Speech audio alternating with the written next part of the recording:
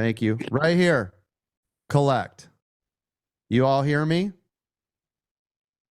Collect. Yes? Yes. That's 50, 20, 20.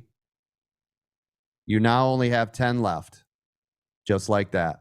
Now, no matter what, at 10%, you cannot fear the reaper, right? You don't care anymore. You're golden.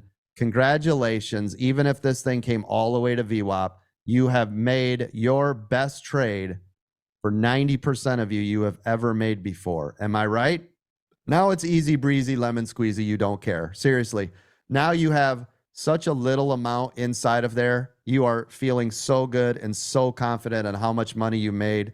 This 10%, you will now confidently, you could seriously ride this to V-WAP or let this thing go for the next 6 hours, right? You've made so much money that this 10% does nothing to you anymore. There's no more harm. Does that make sense? And now you can let it go forever and stop putting your dirty little hands on that mouse. Leave it alone. Now, right here, Amazon, we're looking for a bounce on V-WAP. Here's the beauty of it. You collected all that money. Yes, coach. Now all you have is 10%, right? So if you were into $1,000 trade, all you have left is $100.